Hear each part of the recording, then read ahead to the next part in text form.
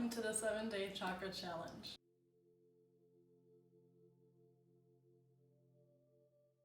I followed the chakra sequences from this book as diligently as possible. The meditations were inspired by some online research, meaning pose, mantra, and mudra.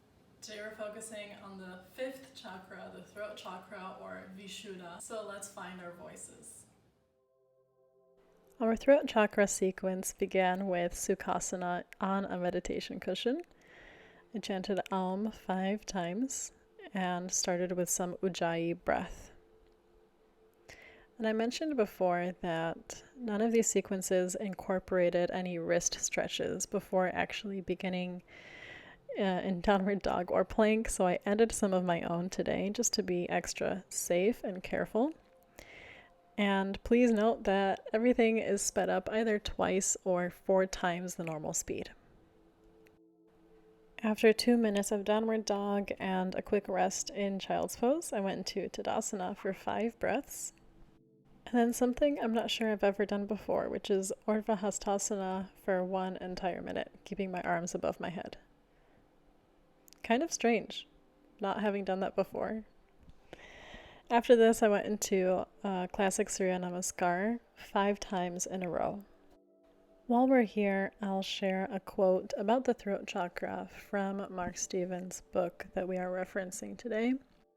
The Vishuddha chakra symbolizes purity and harmony in the entirety of one's being, representing the element of ether or space that hosts the other 4 elements. When the lower chakras are balanced and the Anahata chakra awakened, we find greater ease in every aspect of balance in our lives. Communication is clear, expressing the stability, creativity, willfulness, and love emanating from the balanced quality of the Muladhara, Svadhisthana, Manipura, and Anahata chakras. After these sun salutations, I went into upward dog with 5 lion breath exhalations, which look very funny but are very effective. Resting in Balasana, accidentally skipping plank yet again, and coming into Shalabhasana A. Basically all in preparation for these deeper back bends.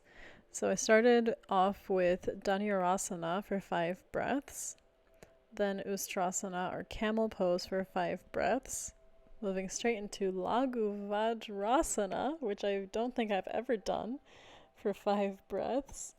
And then Kapotasana, which is very, very intense.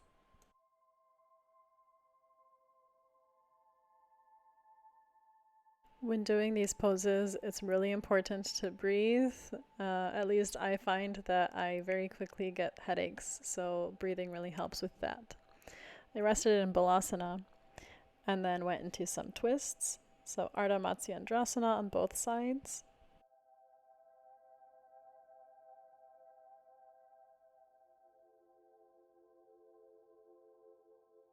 One of the things I'm loving about this sequence is trying all of these poses that I never do on my own.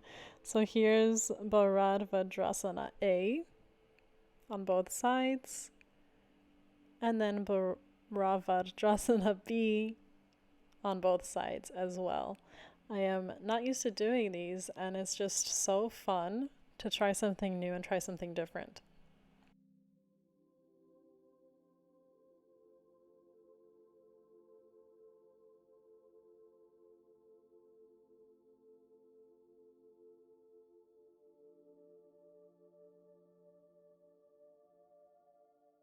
And after Dandasana for 5 breaths once more, I went into Paschimottanasana for 2 minutes. Now, Vajrasana is deceptively difficult. It's so hard to keep those hips high and the feet touching. So kudos to you if you practice that pose.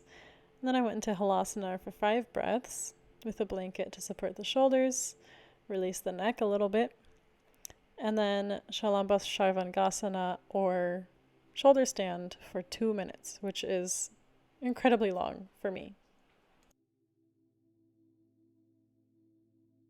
I decided to get rid of the blanket for Karnapidasana. It just feels better for me personally. And after 5 breaths of that, I went to Uttana Padasana and then Shavasana for a solid 5 minutes before meditation. Before starting the throat chakra meditation, I included some lion's breath pranayama. And you'll see it looks a little bit funny. I'm sitting in a wide hero's pose and breathing quite loudly. So here's what it sounds like.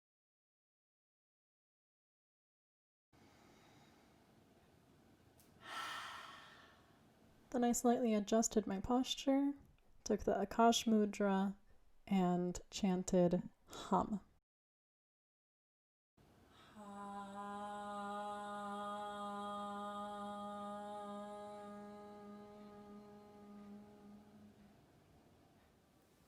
Let's talk about the throat chakra.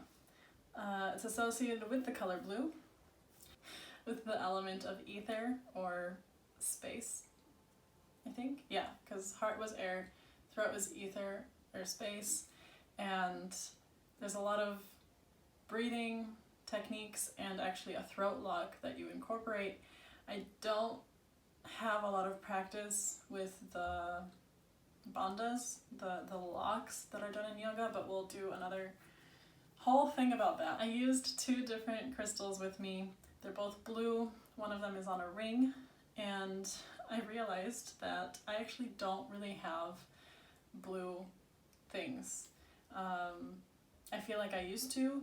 All of my turquoise jewelry broke, which tells you that I should probably take care of my throat chakra a little bit better. It's definitely one that I have trouble with. It's next to the heart, and both of them give me trouble in terms of having physical symptoms. Like I used to have strep throat and sore throats and just issues with losing my voice, all of that kind of stuff, but that's not what we're talking about today.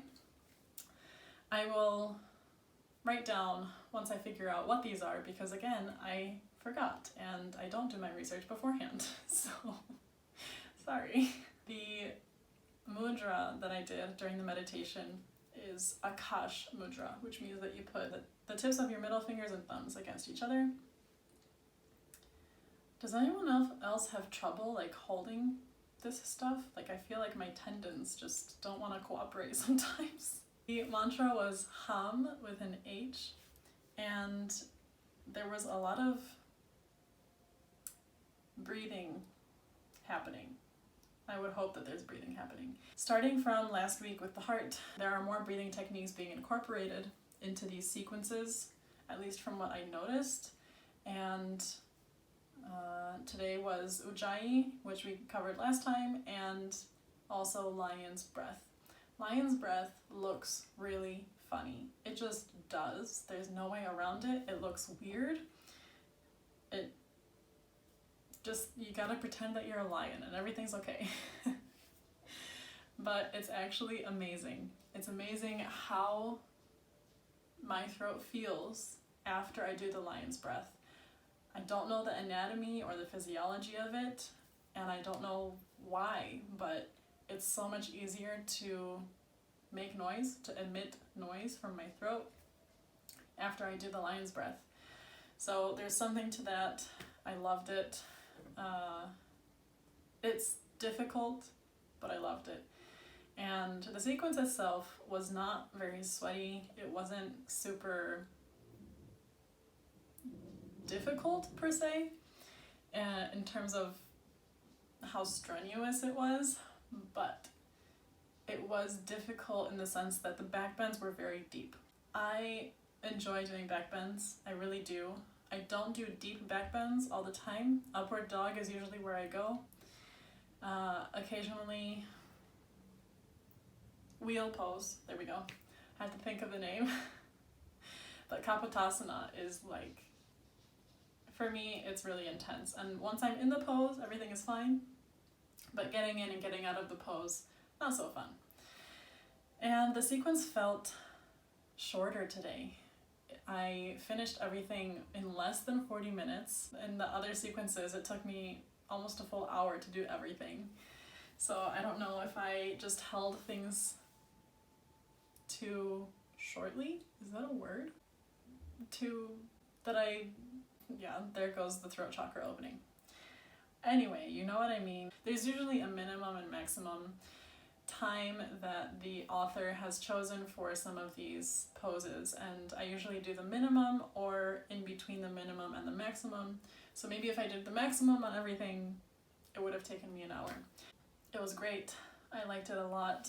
We talked about everything, right? We have crystals, mudra, mantra, breathing, color, and I think that's it.